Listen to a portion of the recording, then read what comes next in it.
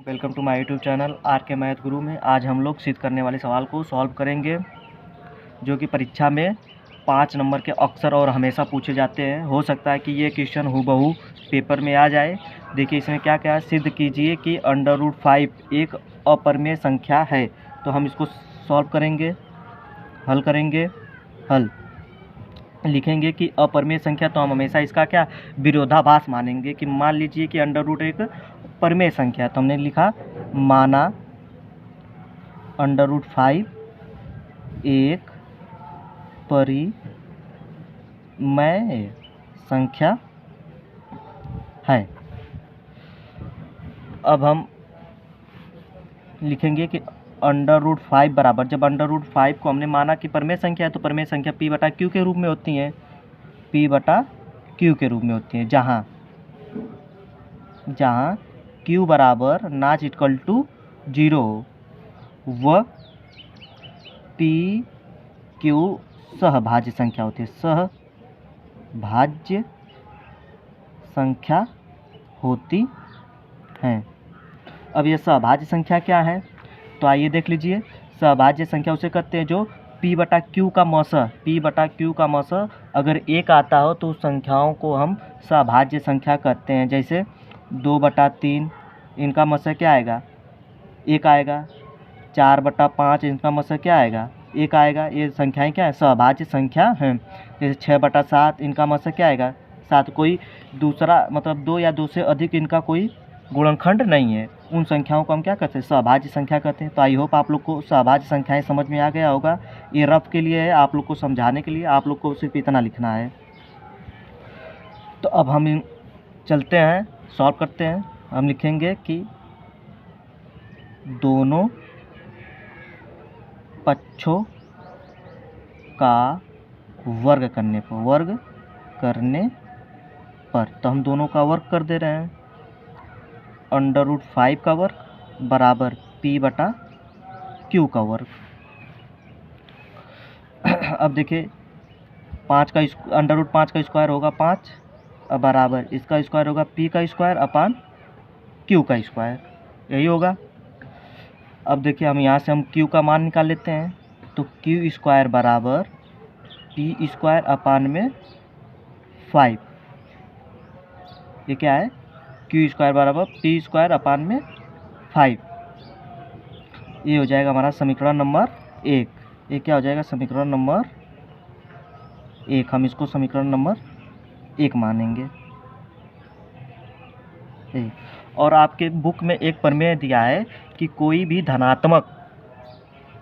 किसी भी धनात्मक संख्या का वर्ग किसी अभाज्य संख्या से विभाजित होता है तो वह धनात्मक संख्या उस अभाज्य संख्या से भी क्या होगा, विभाजित होगा।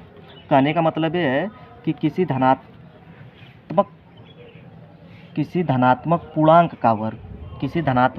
का वर्ग यदि किसी अभाज्य संख्या से विभाजित होता है तो वह धनात्मक पूर्णांक उस अभाज्य संख्या से भी विभाजित होगा। तो हम मान लें कि कोई धनात्मक पूर्णांक क्या है, मान लीजिए 3, इसका वर्ग अगर कोई अभाज्य संख्या 3 से कट रहा है तो देख लीजिए 3 तरीके 9 अपान में 3। अब 3 से इसको काटेंगे तो 3 तरीके 9, 3 बार में कट रहा है। तो हम कह सकते हैं कि वह पूर्णांक संख्या, वर्ग नहीं, वह पूर्णांक संख्या भी, मतलब 3 भी उस अभाज्य संख्या 3 से क्या करेगा, कट जाएगा। तो देखिए कट रहा है कि नहीं, यही कहने का तात्पर्य है। तो आइए उस प्रमेय के हिसाब से हम चलते हैं। तो हम इसमें मानेंगे कि Q क्या है, एक पूर्णांक है और P भी एक पूर्णांक है। तो अगर हम कहेंगे कि चूँकि Q एक पूर्णांक है, चूँकि Q एक पूर्णांक है तब Q स्क्वायर भी क्या होगा, पूर्णांक होगा। तब Q स्क्वायर भी एक पूर्णांक होगा।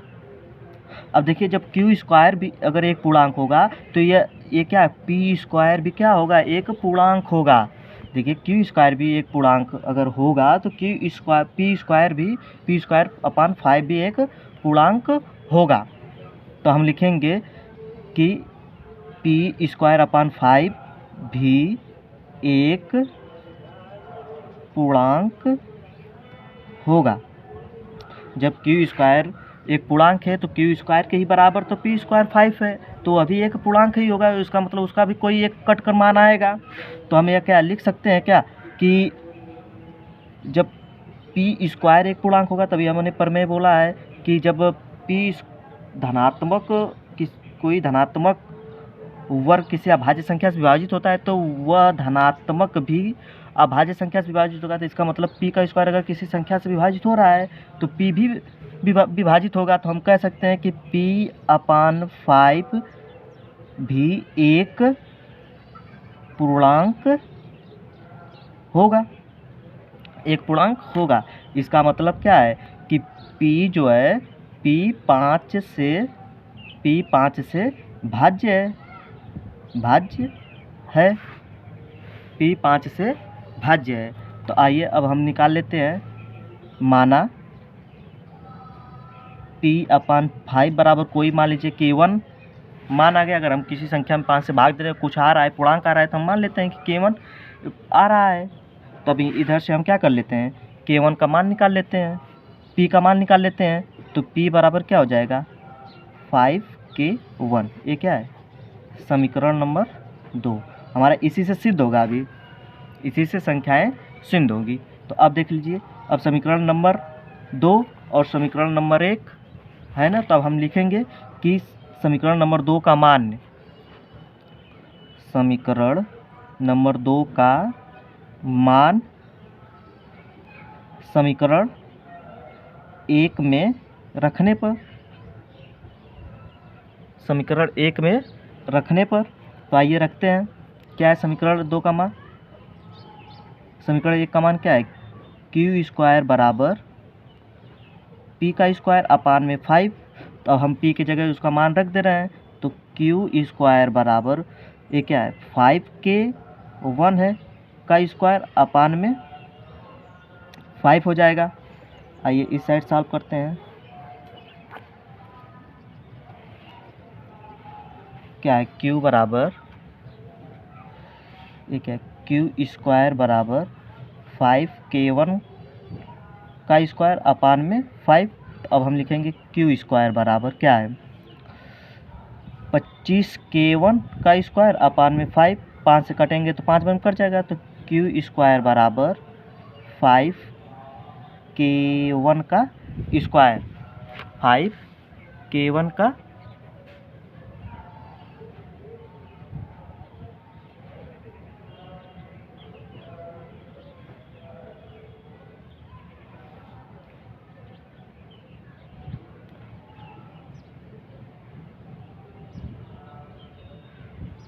k1 का स्क्वायर। अब हम क्या निकालेंगे, देखिए अब इधर से हम अगर k1 का मान निकाल लेते हैं, k1 स्क्वायर का अगर हम मान निकालेंगे तो क्या एफ क्यू स्क्वायर अपान में 5 होगा, यही ना होगा। ये मान लीजिए हम समीकरण नंबर 3 मानते हैं इसको, समीकरण नंबर 3। अब आइए, अब यही प्रमेय यहाँ भी लिखेंगे कि यदि k1 अगर एक पूर्णांक है तो k स्क्वायर भी एक पूर्णांक होगा, क्योंकि k1 एक पूर्णांक है, तब k2 भी k1 स्क्वायर भी एक पूर्णांक होगा। इतना लिखना पड़ेगा पेपर में, तभी फुल नंबर मिलेगा। k2 भी एक पूर्णांक होगा।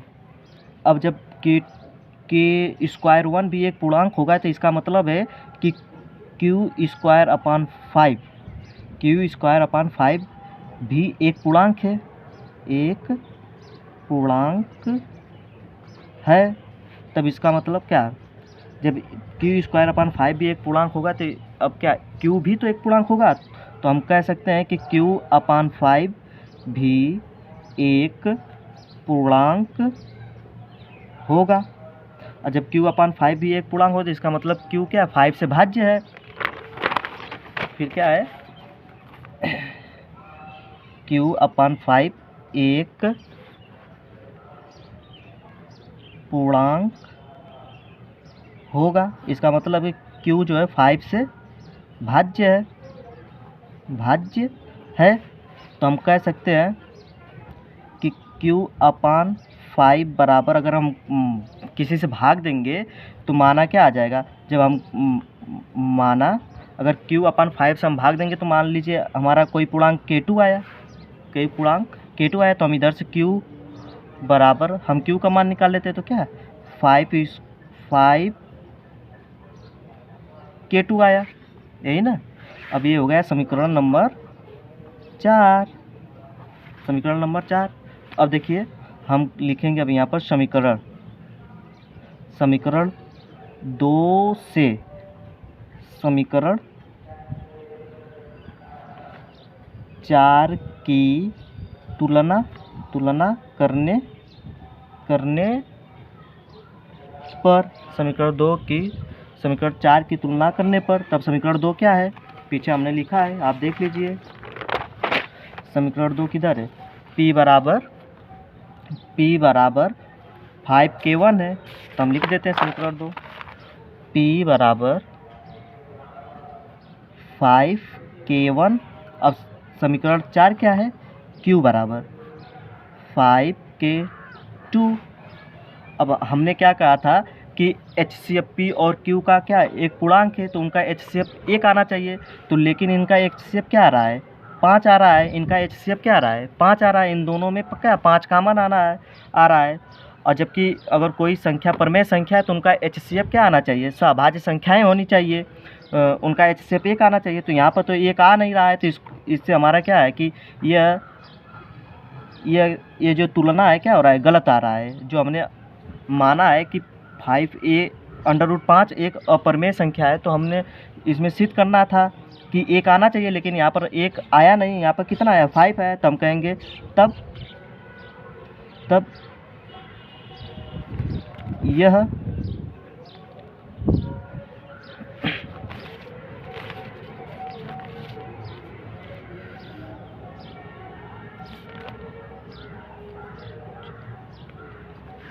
लिखेंगे, तब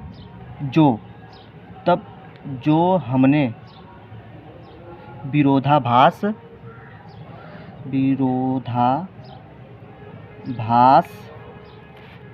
माना था वह गलत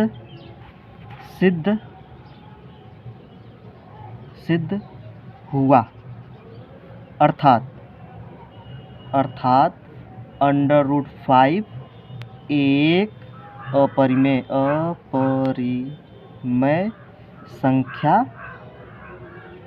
अपरिमेय संख्या है। तो आप लोग को वीडियो समझ में आया होगा। यदि वीडियो अच्छी लगी हो तो लाइक करें, ज़्यादा से ज़्यादा शेयर करें।